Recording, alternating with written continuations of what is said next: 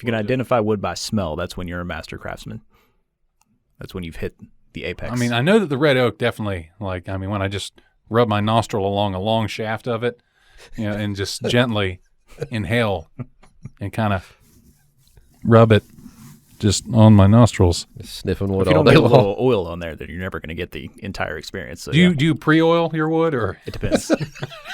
Y'all got to stop. Depends on the circumstance.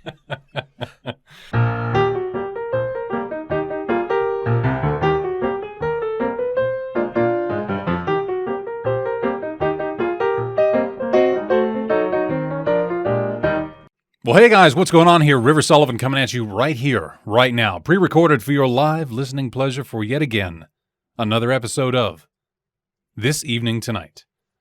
And with me here, yet again, you know him, you love him, the silver fox of the sultry sippings of coffee, and look at that, I did it all in one go because you didn't get in my head. Go f*** yourself.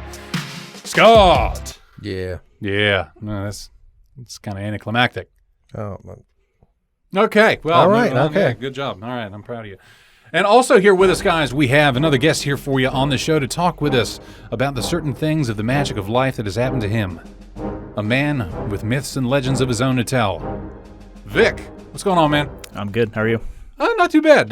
Welcome to Casa de Sully. Thanks for having me. you're welcome. We took you on the little tour here. You got to see everything in all of its splendor. What did you think of the longhouse / man cave / pub shed going on? It's got potential. It does. It It's on its does. way. Ran into a bunch of millipedes or centipedes today while I was cleaning that out. And if you ever want to hear old River scream like a woman, that is the thing to do it, because those things are pure nightmare fuel. Can't beat the smell of rough cut, though. Oh, yeah. No, we walk in and it just assaults my senses with the smell of pine and spruce. And then there's that red oak that's in there. And you know what else? Just a quick plug, because f*** it, we're whores. What else assaults your senses with the smells of rough cut wood? That's our sponsor, Duke Cannon. There you Duke go. Cannon Supply Company products. Like the one that is one of my favorites to use is their solid cologne of the Redwood Edition. And I tell you what, when I put that on my skin, walk into that building, it smells identical. Just saying. But yeah, guys, we're not going to draw it out like last time. Don't forget to use our code here for 10% off. It's going to be the same code, I promise this time. Not going to be the Bibkidadwee. It's going to be BB TET Show at checkout for 10% off there, guys. Thanks again. All right. We're whores. Yes, rough cut. It's wonderful. But for a good product, Back to though. spruce. Spruce. Yeah, there is a little bit of spruce in there apparently. I don't know. I don't have a good eyeball for the wood, but I love the smells of the shades of wood. Now, the only thing that wood out there has been treated with was a little bit of the Thompson's water seal. But man, so today you guys saw it. Walked through the yard. I think it was the last time I had to cut it. Because you know what? I think winter's finally here. And what a better way, though, to celebrate the oncoming onslaught of snow, because it's 2020.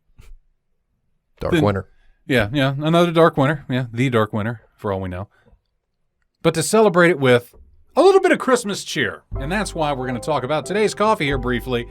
And that's by Hickory Farm since 1951. This is their smooth medium roast, holiday celebrations, cinnamon, and vanilla blend. It doesn't have anything fancy about it other than it is 100% Arabica coffee. Ingredients: ground coffee, natural and artificial flavor. Yeah, but it's definitely a little bit artificial. But it was so hot. I don't know why it was so hot. Do we have any thoughts on this? Because I haven't really been able to taste anything. It's not that smooth. I mean, it's drinkable. You know, I'm going to give it the compliment of not being overpowering. It's not overpowering. There was enough grain in, or enough grounds in here to make like one perfect pod out of the French press.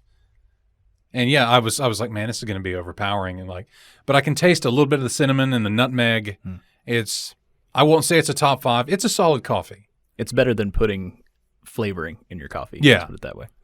I mean, I do mine with a little bit of stevia because I'm a basic white woman like that, and the diabetes runs in my family. But I don't know. What do you think, Scott? I guess it's all right. Like, I mean, it's nothing spectacular. I mean, I'm not going to lie. It's just tolerable. The way 2020 is going right now, I just want to take a little. It's definitely not pumpkin spice. Just a little sip of it here in early November to celebrate the oncoming doom that is Mariah Carey's Christmas whatever song as she's being defrosted right now from her cryogenic sleep. Because, look, I used to get mad at a lot of people celebrating Christmas too early. Just real segue on that one was a lot of people that are saying, you know what, we've earned it. It's been a long year. Do you feel, Vic, like you've earned an earlier Christmas because of this year? Or I don't really ever feel like I deserve a holiday, but I'll partake in a holiday early if people force it upon me. I mean, you can't. I can't stop it. If you make me. You know what I mean? Like we've got neighbors that already have their Christmas lights up, so lean into it, and that's really your only choice. This is true. There have been a lot of people I've been hearing that already have the Christmas lights up, that already have all this stuff up. I don't plan on being one of those people that does it. I mean, this is about as far as I think we're going to go is Christmas-themed coffee in November, because, by God, Thanksgiving needs to have its day. Very true. Can they make cake out of pumpkin pie? Oh, God. My old lady, I'm going to have to, oh, man. Did we not have this discussion before? I was like, why are there not birthday pies? Why is it not a thing? Why have we not had that discussion? I mean, right? Come on. Birthday pies. Come on, pecan pie. Oh. You mean sex pie? Apple pie, blueberry pie. Pecan pie to me is so good. It's like tastes like sex. Or marble cake. What do you want? I feel like we're disarming that age-old debate, though, cake versus pie, because there are cake people. I believe there's a time and a place, though, for either. There is, but there's some people that are just categorically one or the other. I mean, so you mean like gun to my head, which one are you going to go with? I'm going to go with pie. Pie for life. Yeah, because pie, it's denser.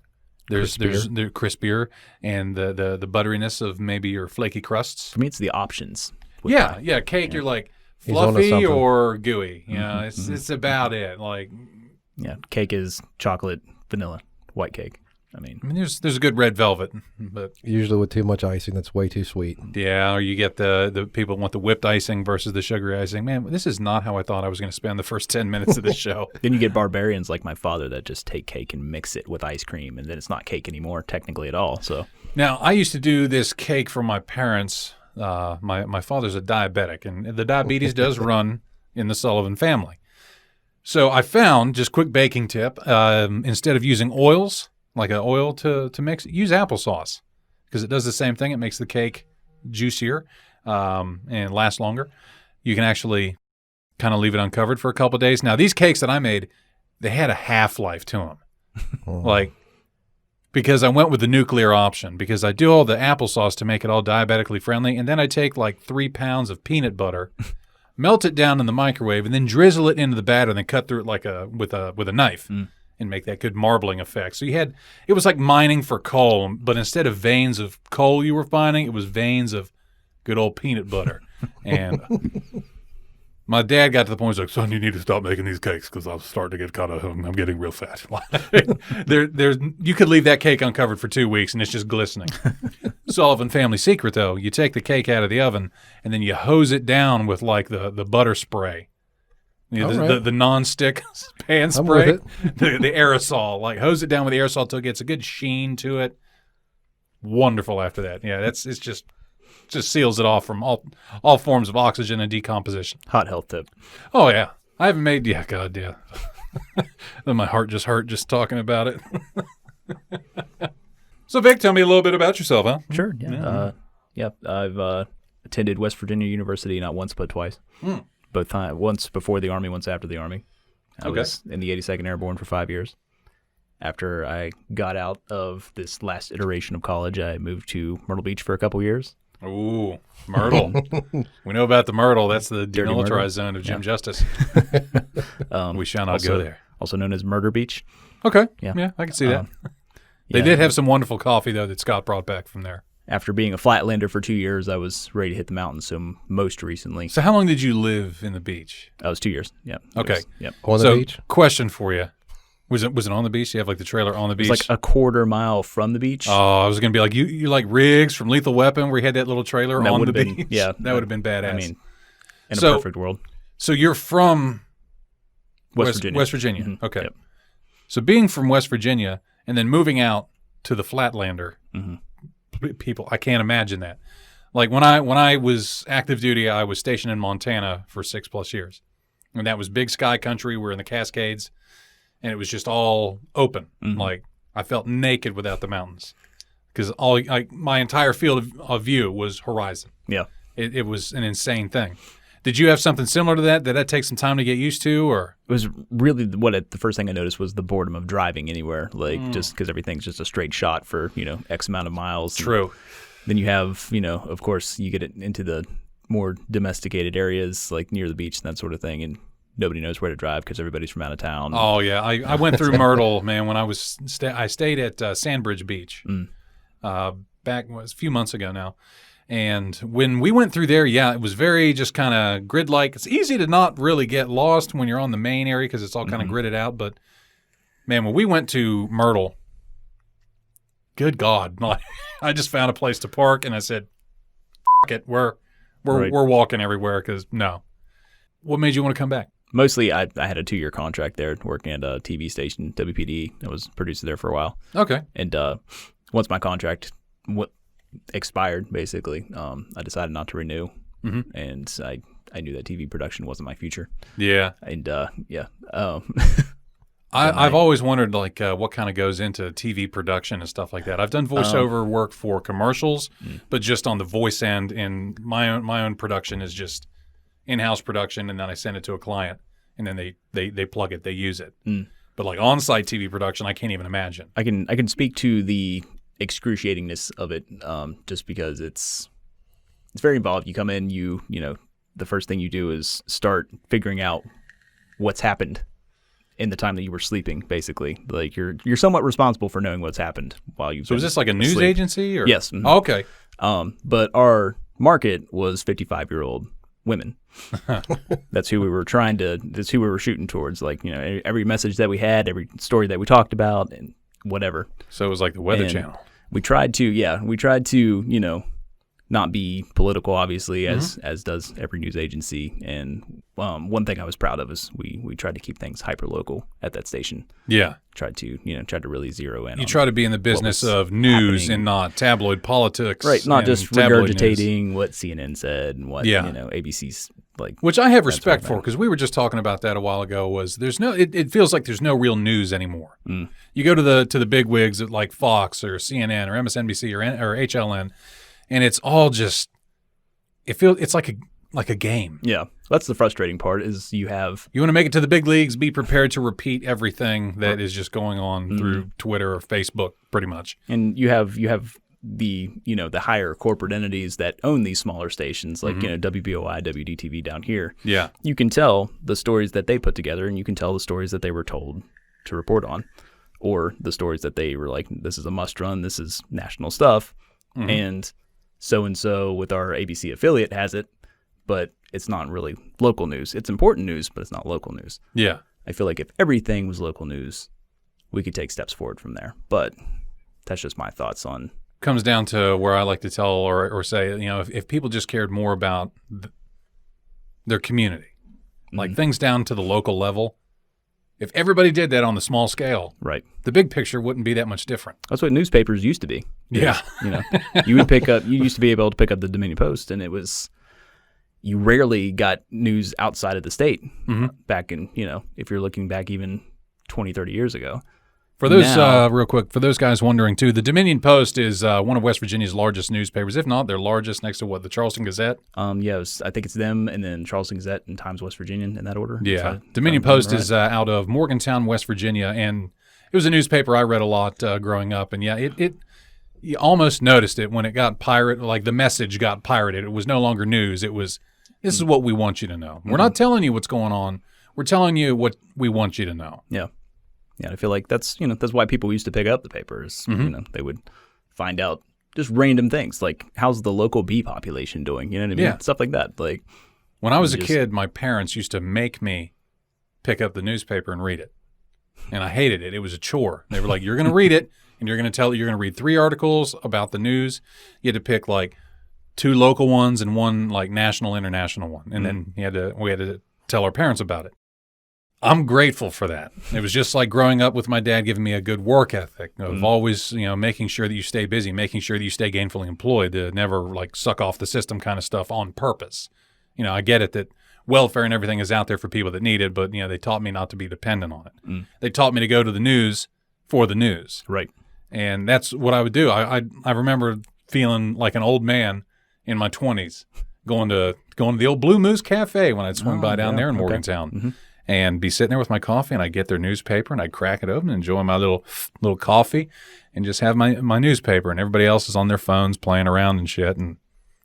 But it kept you informed for most of the time till it changed. And I mean, newspapers still are that, to me, they're still the most local, or the best channel to find local news, to find, things that are like involved stories, because they still have reporters that drive around to places like, they'll drive to Bunner's Ridge, or they'll drive to Mount Morris, or, anywhere in this region. Yeah. And, if somebody has a story about whatever it could, I mean, there was a story, I think it was about harvesting sap from maple trees, like 2 or 3 months ago, something like, you know what I mean? Like stuff like Yeah. And the problem we run into, though, is it's not shocking enough. Right. Because that's the thing.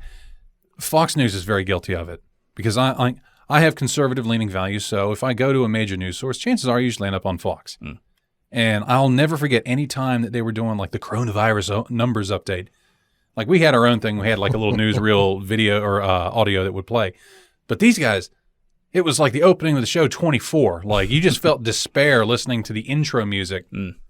And they call that a cold open. Yeah. Like it very cold. Like gives you the shivers. Yep. So I love the local stories like that. Oh, hey, let's learn about the harvesting of like the maple. It drew me in. But that doesn't draw a lot of people in. That no. A lot of people, boring. There's no explosions and no gunfire. It doesn't fit my narrative of constant despair and dread and outrage that I've become addicted to. So let me ask you this then, Vic. What's the hardest part, though, about TV production? I guess more of a two-part. And where you have reporters that go out, is there still investigative journalism that goes on the local levels, or? Positively, yeah. To answer your first question, as far as the most difficult part, I would say it's really just the nature of the job. It's it's a complete 180 from what I do now. Right now, I do construction, do home improvement contracts, and that job was basically essentially the same as building a fence every day, and at the end of that day, tearing that fence down. But not before that fence got critiqued. And if it wasn't good as yesterday's fence, then you got in trouble. And you were judged basically every day on how well you built that fence. We're talking about the production here. Right. That's the metaphor. It's a good analogy. I like it. Yeah. So that was what I hated about the job. Because your performance, you were only as good as your last show. But one thing I did like about the job is you had more of a voice than most people do. And it also wasn't a place where you could just flaunt whatever your values were, or, your political leanings and that sort of thing, without some sort of, not, I wouldn't say a penalty, but without being judged. So you were held accountable unto yourself, but also by your peers. And you had to deliver this, this middle of the road. We try to go for fair and balanced, and investigative reporting still does happen. We had multiple reporters, actually. No, we had investigative reporters go out frequently. We always had a story that we plugged or featured for at least a couple weeks, and it was always something that was, again, hyper-local, was a local issue. So I remember one situation where it was human trafficking, and it was also a drug-related story. Okay. And the young man in the story actually ended up dying. So, you know what I mean? Like there's those stories happen, but you kind of have to catch them. And it's a problem. I mean, as a former news person, I can go check out the TV, and I mean, I spend maybe 15 minutes a day, tops, on TV news. I'll see some of the main stories. I'll get the weather, out the door, off to work, and I don't ever see. And I know they do stories the way that we did. You just never see them because if you're not engaged all the time and like looking at what they have coming up, that sort of thing, you're just not going to see it. Okay. So you got to be really tuned in to the news scene to really like catch all they have to offer.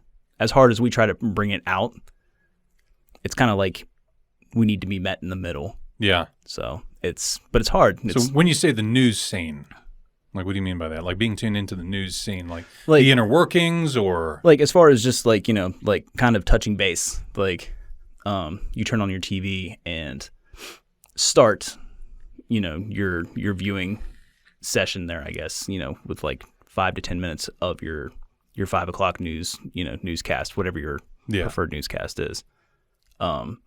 Check them out, like see, because they'll plug whatever they have that's like, that hyper local story, but you have to really be paying attention and be like, oh yeah, I want to check that out, Okay. DVR, that sort of thing, and then you'll really see what they're bringing to the table, because what most people see is that first 5 to 10 minutes, which is all national, like, oh no, Biden won, or yay, Trump lost, or whatever their agenda is, and then it's kind of that's what keeps the wheels spinning and keeps that viewer for that first 5 minutes, which is really the goal. Don't let any news agency fool you. They want that first 5 minutes. That's like the golden standard there, and if they can keep you for 15, that's even better.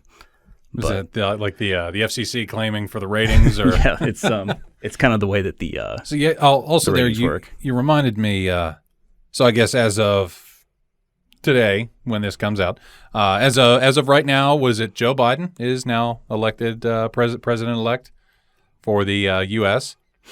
Sure.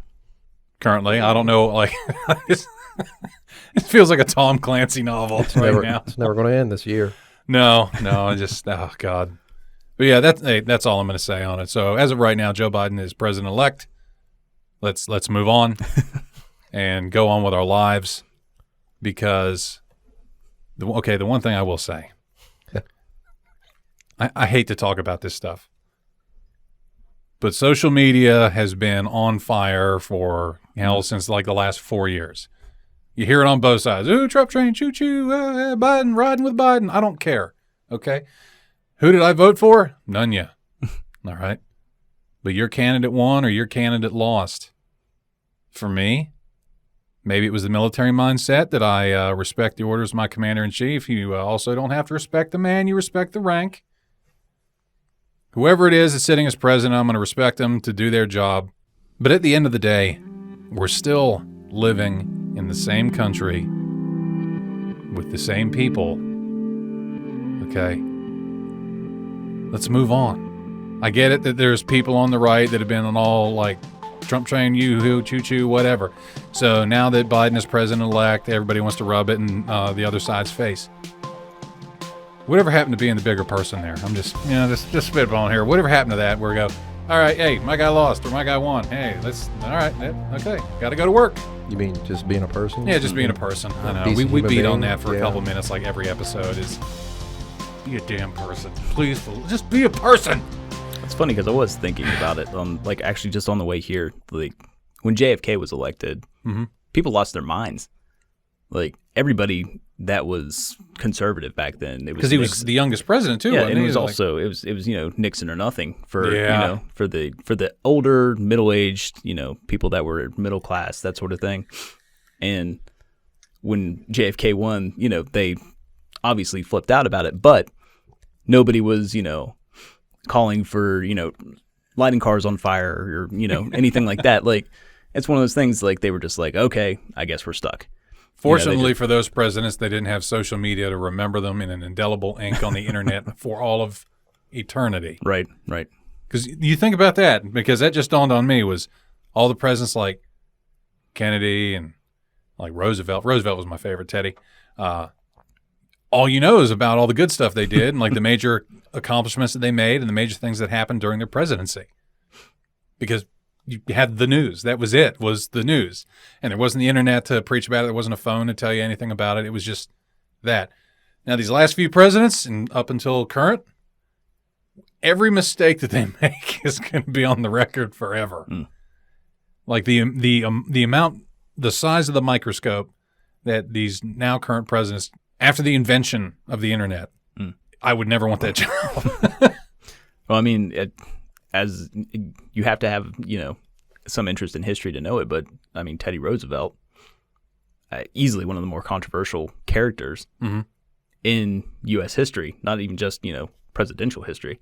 The things that he did in his time were He Somewhat questionable. I mean, I'm loving where this is going. he was kind of brutal from time to time. He was a really rough guy as far as Rough his policies. Riders. I mean, the guy that's on our $20 bill. I mean, Andrew Jackson.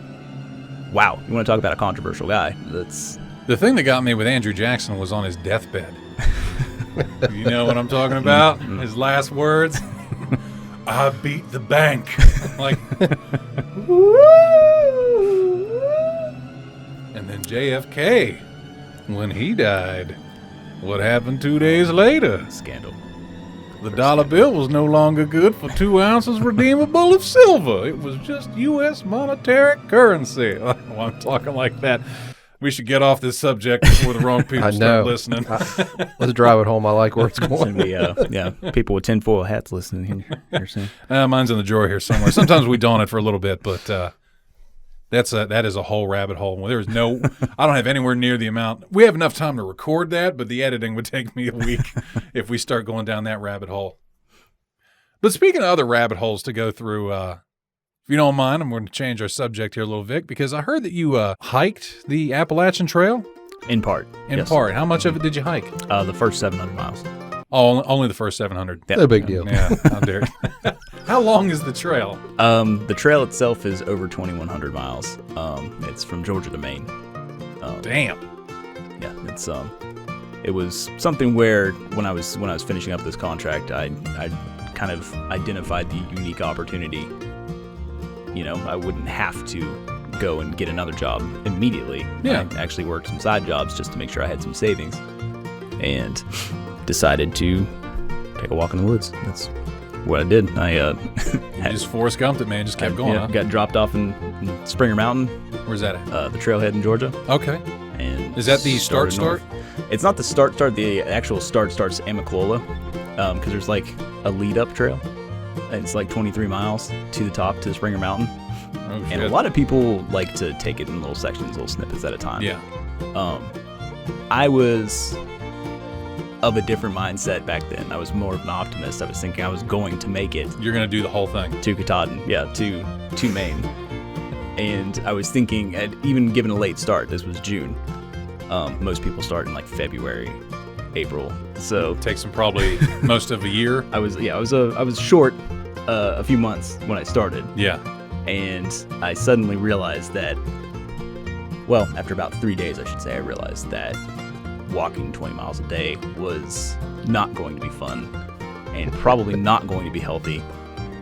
And giving the foolish amount of weight that I was packing at the time, too, which my pack must have weighed something like 54 pounds, which is fine if you're rucking.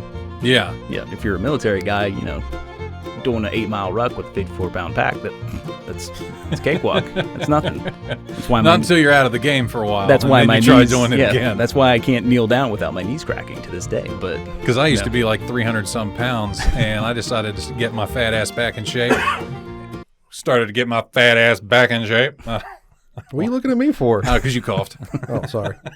Was that a threat? No. So I was like, you know what, I'm gonna do a military style. So I had an AR-500 steel vest and carried a truck tire, and it was like 50, 60 pounds total.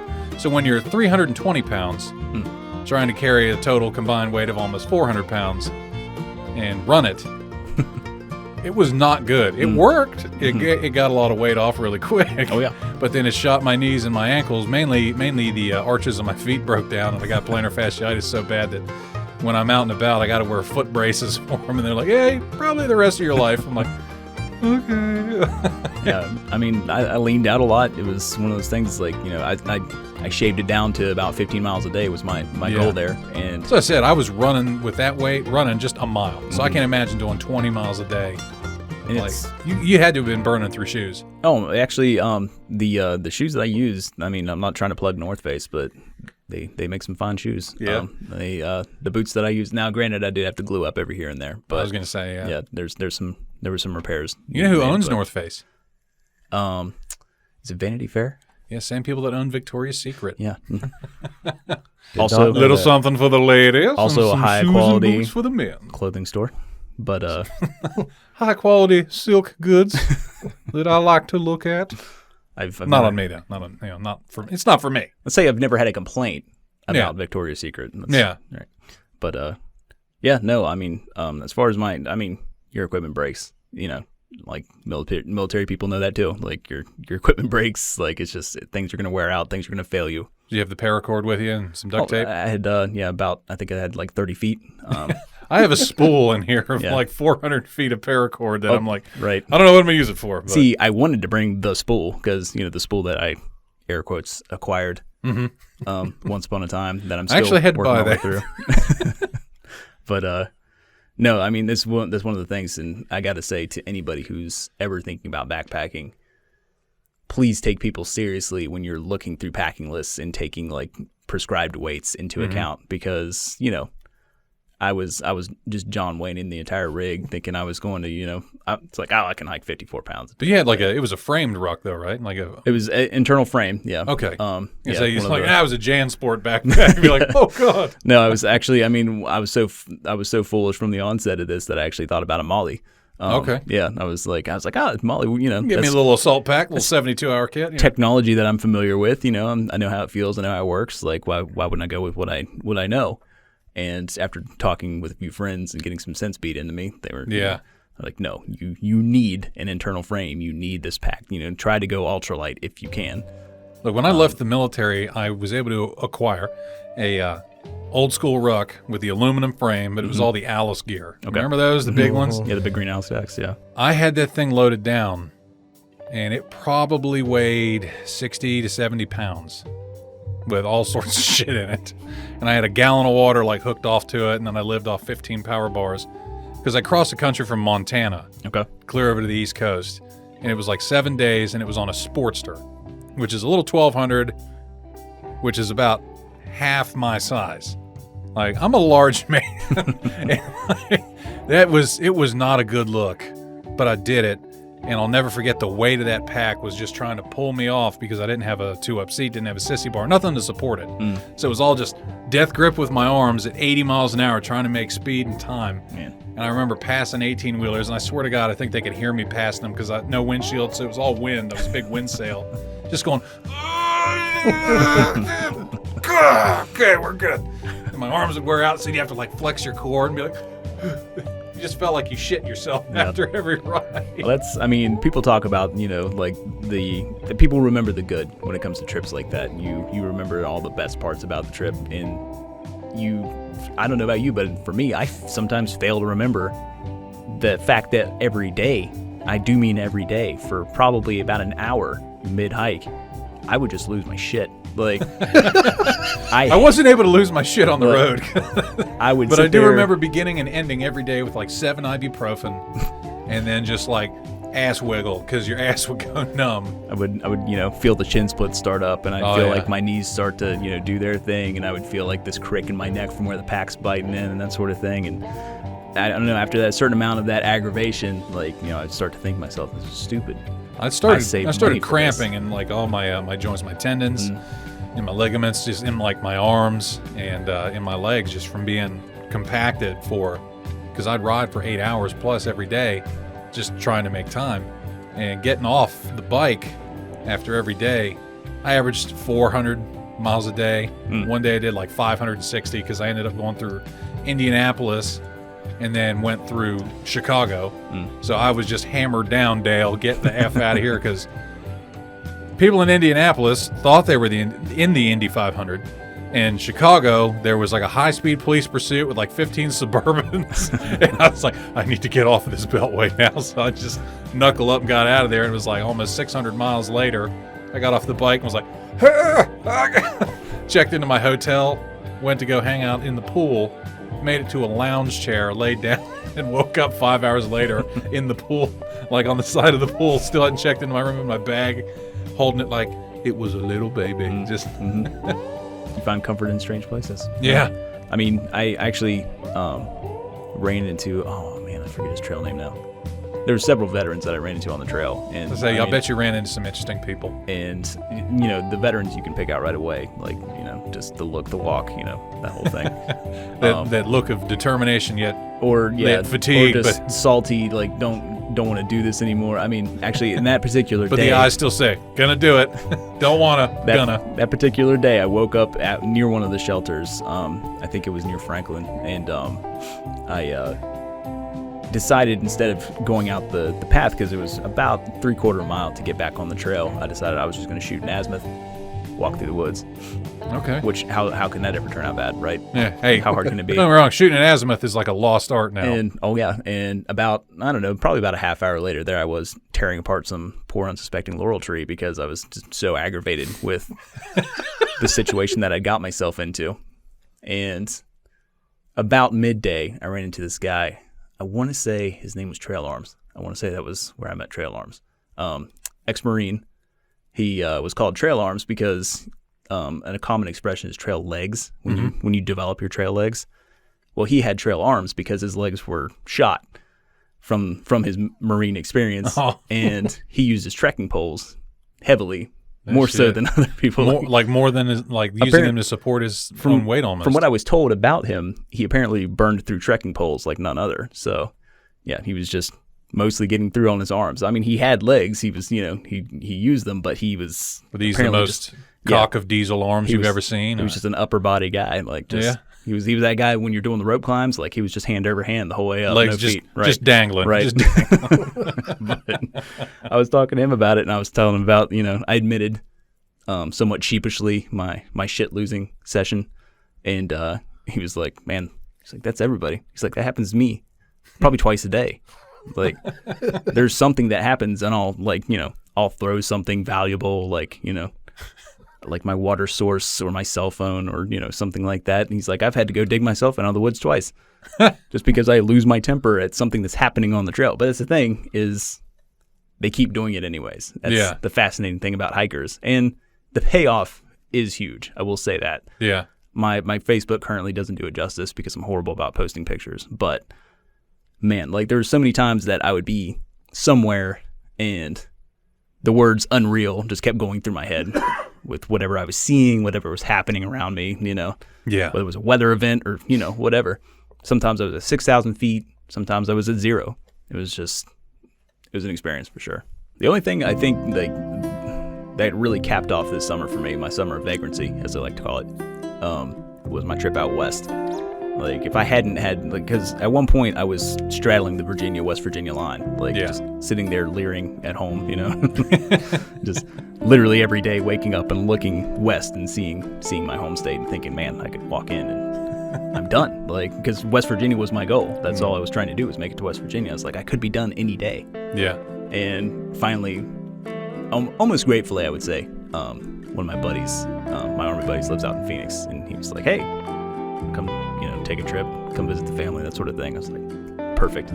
So I went out to Phoenix and did a little tour of the Grand Canyon, did a little tour of Yellowstone, and that was the end of my summer vagrancy there. But yeah, being Yellowstone especially, after hiking all summer basically, there was a lot of temptation that I had to avoid because out west there, like you're saying, like it's, such that all that expanse. Oh, Montana was beautiful. And you see these mountains and you're like, man, I just want to walk towards that mountain, or I want to walk up that mountain. I want to get, what's on the other side of that. Like, it's something that you develop tenfold on the trail, even if you had that natural curiosity before. So, I used to go out to the Monarch mountain range up in Montana. Okay. It was Monarch, I believe, if I remember this correctly, was like a preamble into the Cascade Mountains, which the Cascades were a preamble into like the Rockies and stuff. And we used to drive up to the Monarch range, and I used to do this when I was 19, 20 years old, active duty, and was full of vim and vigor. And I would go out up in the Monarch with a tent, a few MREs, and like 44 Magnum, my sleeping bag, and do like my bare minimum, my minimalist camping, where I'd set up stakes and I'd be near the clear stream in the morning, running my razor in the ice cold water, shaving.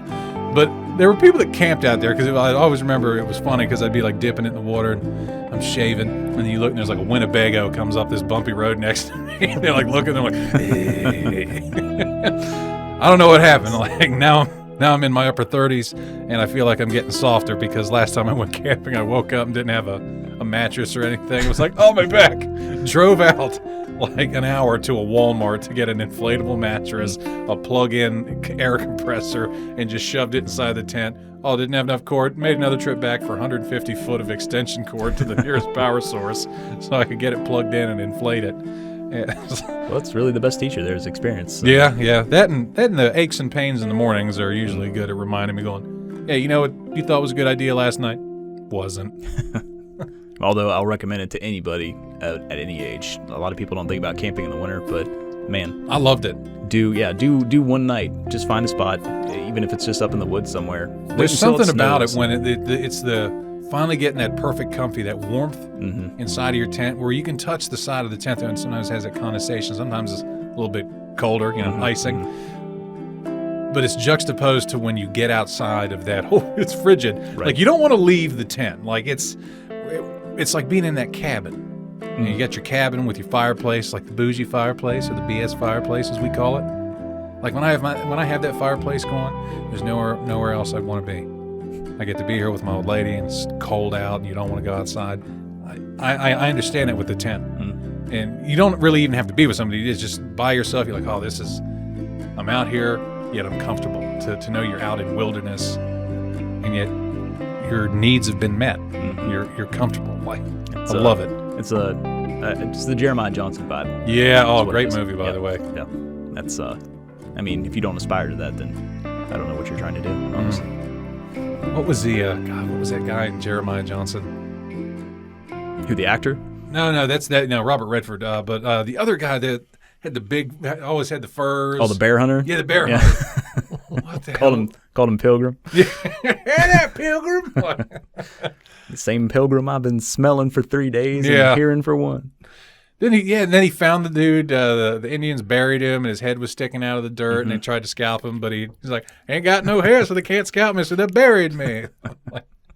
Oh man, that was a great movie. It's an excellent movie. That's actually, I think, one of my dad's favorite movies. Like I grew up with that one, and man, it's so good. He had its own song too, didn't it? Yeah, It's there's a theme song at the end for sure. Yeah.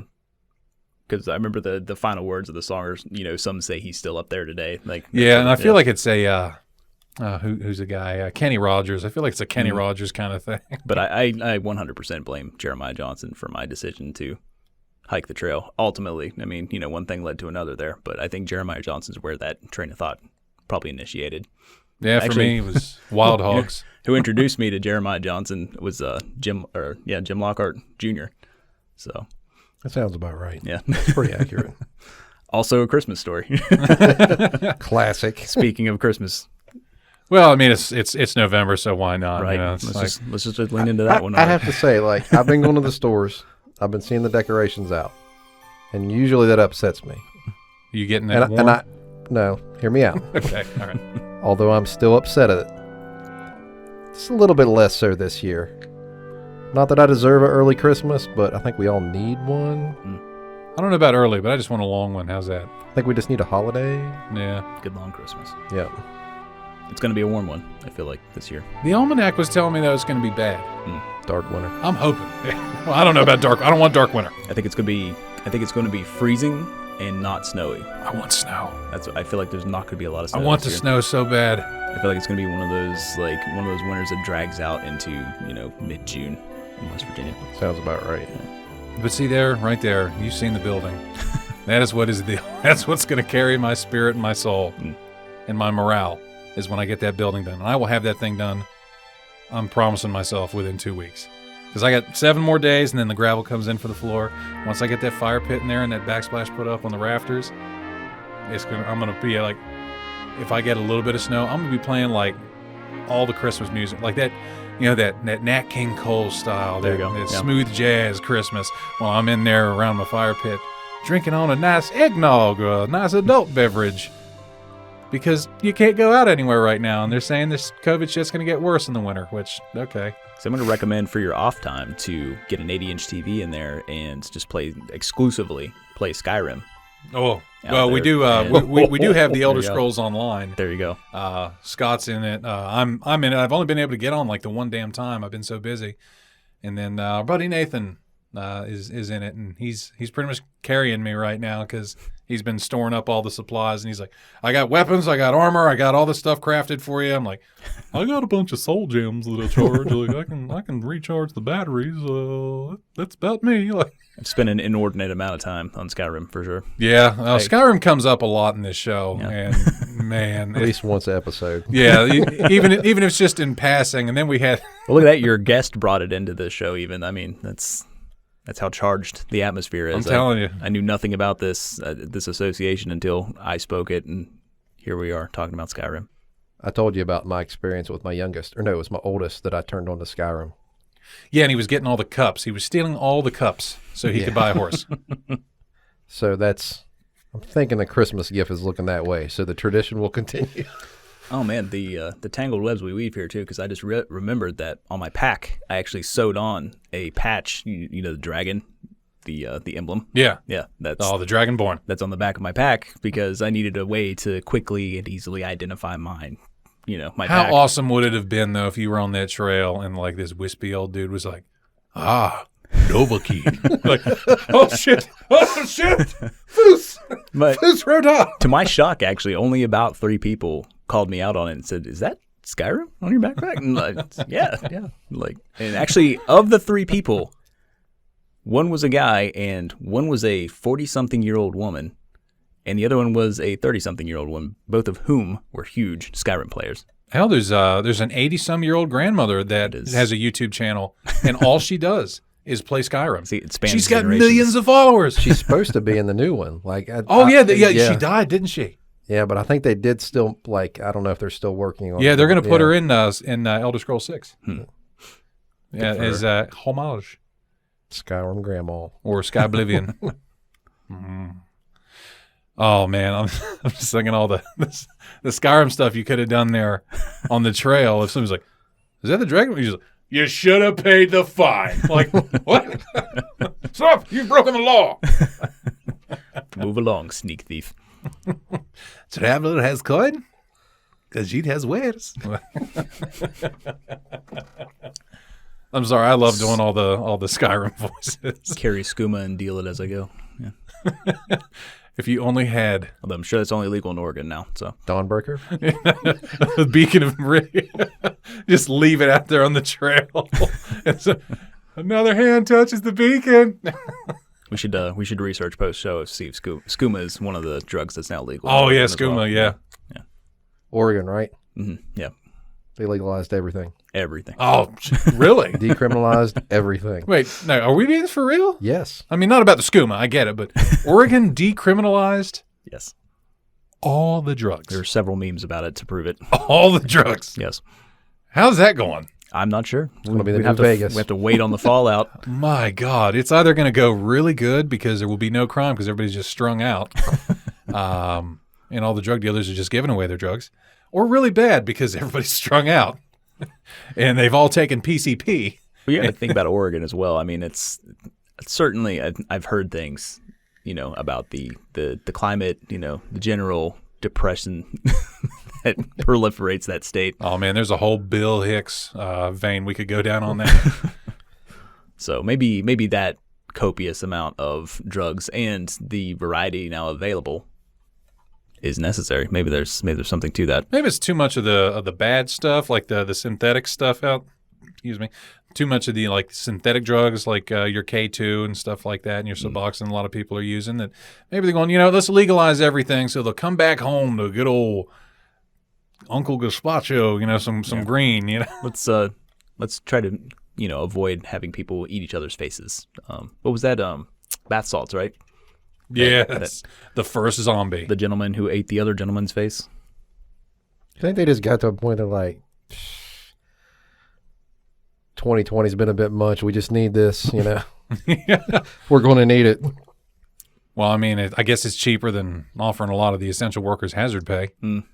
Because everybody's been like, where's my hazard pay? And they're like, the drugs are legal. Ah, you son of a bitch. What are you going to buy with your second stimulus check in Oregon?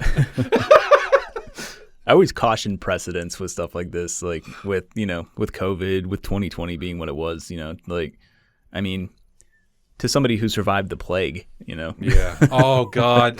Son of a... I'm sorry. This reminded me. It's our fault, Scott. What's my fault? In the last episode, we were remembering Sir Sean Connery. Okay. Oh, yeah. And who was always in Saturday Night Live playing as Sean Connery Alex Trebek. for the Jeopardy episodes. And I remember we said something along the lines of, don't take Alex. Well, you took Alex 2020. Mm. I saw that. And I Back went, to back. I mean, yeah. My And God. I told my old lady, I said, I think me and Scott killed Alex Trebek. We did She's a like, thing. what do you mean? I was like, we mentioned his name and said, please 2020 no, and then 2020 did.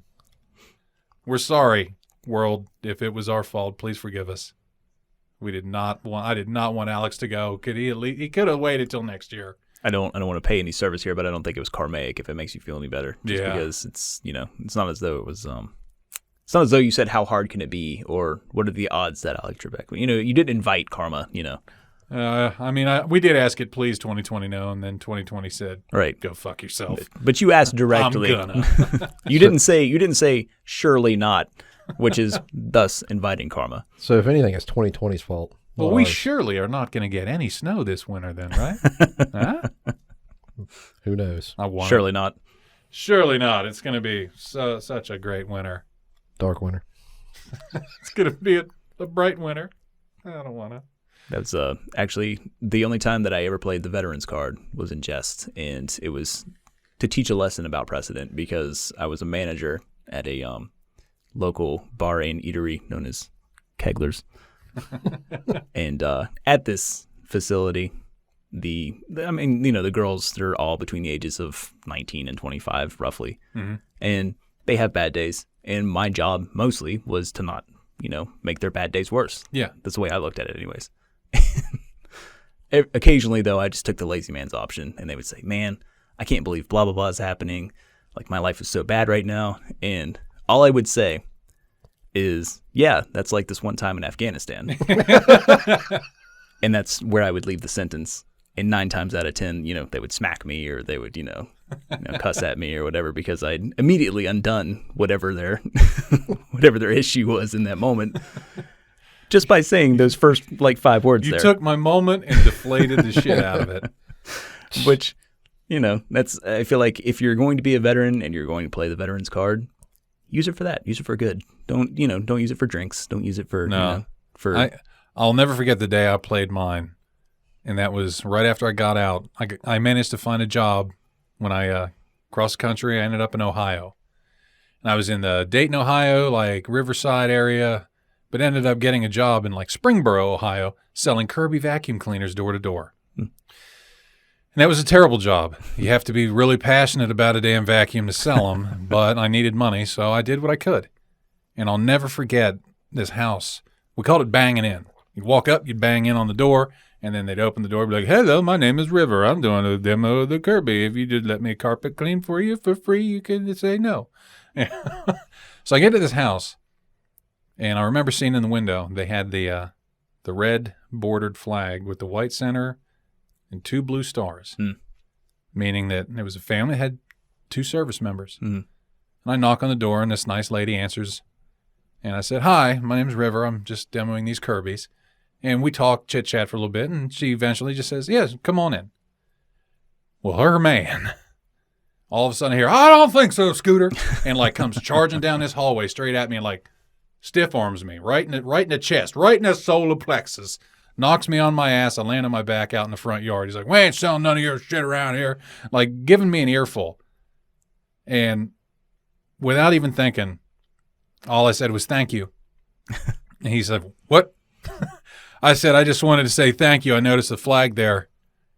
He's like, what the fuck's that supposed to mean? He's you a veteran or you military? You don't know. And I'm like, well, actually, sorry, I just separated 6 years of active duty with the Air Force. I just wanted to thank you for supporting your family of veterans, and thank you for supporting the troops and their causes, because Lord only knows that once you're in, you don't do anything else when you get out, right? I mean, I was just trying to do my job, sir, but I appreciate your support, and you have a good day. He was like, oh, well, I was like, no, sir, you have a good day. And got up, and I was wearing 75-cent Goodwill pants and a shirt and a God, I had this ugly ass tie that had like the Tin Man on it from the Wizard of Oz. It's all I could find. Like, you just had to look as nice as possible when you just cross the country on a Sportster. I wasn't packing a suit and tie, so I bought whatever I could from Goodwill. But yeah, it was really the only time I really pulled that card. I avoid doing pulling the card. I try to, because I try to avoid the trap of ego, because like at the end of the day, no matter what you've done or where you've been, there's always someone that's seen something worse or did something worse. Mm-hmm. So I remember a World War II veteran right shaking my hand. I mean, you know, to those guys, our generation is rock stars, and I don't get it. Yeah, a lot of the World War II vets said that they're like, you will never get me in Iraq or Afghanistan. They're like, send me back to Normandy. The man that I met was on not Utah, the other beach, Omaha Beach, and he'd rather go back there than. I mean, well, it wasn't a rather. You know, it was just one of those things. Like, this man is, you know, shaking my hand. I know he's an Omaha Beach veteran. You know, he's seen the closest approximation of hell that humanity has to offer. Yeah.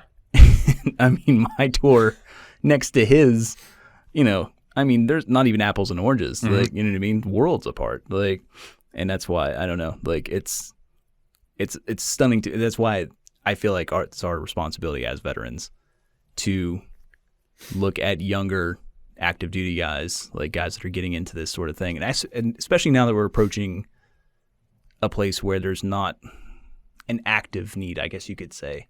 I don't know if that's appropriate, but hopefully till the aliens invade this year. Right. I mean, you still got guys in Afghanistan, you still got guys in Iraq, and you know, it's the same war in my opinion. Yeah. But it's not to them, and it's not to some guys that, you know, were in when I was in. But it's our responsibility to still lift them up, to hold them up. You know what I mean? Because I've seen guys that weren't, and they felt it. They recognized that they weren't as respected as guys that were there, you know, initial invasion or something like that. Yeah. So yeah, that's a big issue, I feel like. You got to keep the memory, the hope, and the morale alive. Oh yeah, I mean, there was actually a recent suicide. One of the guys formerly from my company, he killed himself because he felt that his tour didn't match up to the tour just 2 years earlier. Yeah. Which, I mean, granted, one was the Wild West and one was a little bit more policing. Yeah.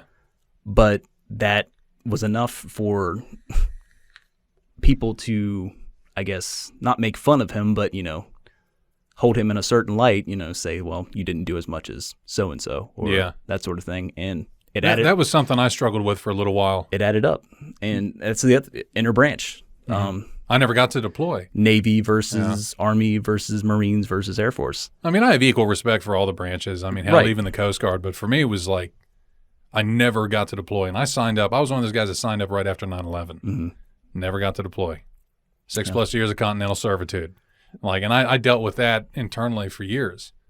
To, like, just never feeling like I did my part. Yeah. And it took a lot of other veterans. And it was mainly, too, a lot of these combat guys. You'd have the ones that say, well, yeah, you ain't shit, you didn't do shit. You know, but then most of them, though, would tell you, those are the cards you were dealt, man. You played your part. We can't all be the guy over there getting a shot at. Right. Yeah. Said, you played your part. I said, yeah, I did, you know. But you hear it enough from many different people, and you're like, okay, I get it, you know. So I have an Air Force friend. She's out in Whiteman right now, Whiteman Air Force Base. She works on, I think it's Warthogs. Okay. Or Thunderbolts, one of the two.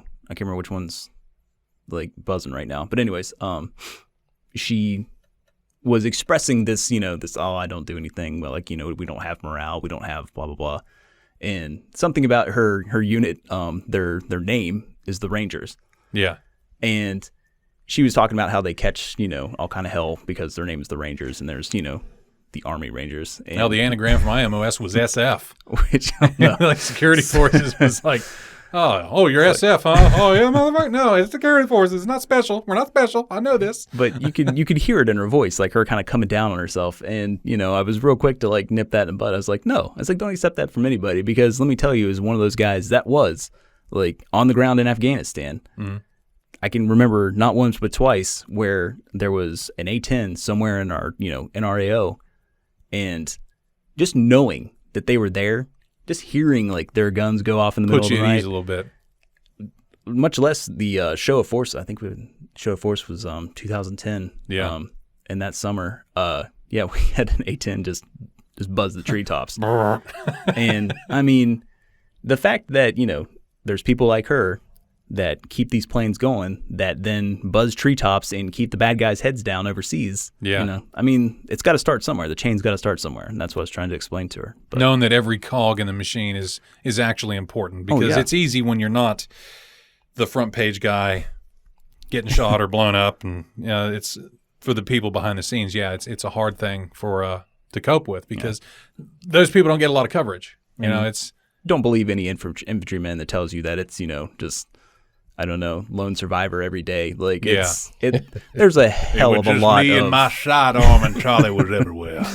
There's a hell of a lot of watch. I think I made it through the entire seasons of The Office, which at that time I think it was like 6 seasons. I probably made it through like half a dozen times. Like there's a significant amount of downtime. That's all I'm trying to stress there. But well, speaking of downtime, it looks like we are actually all out of time. We've gone over, which I'm happy for, because sometimes we actually struggle for content. But this is a really great episode. But Vic, thank you again, man, for coming out. I really appreciated the stories. No problem. Really appreciated your insight here as well on veterans of combat tours and the not, or the other. But all right, guys, that's all the time we got here for this episode of This Evening Tonight.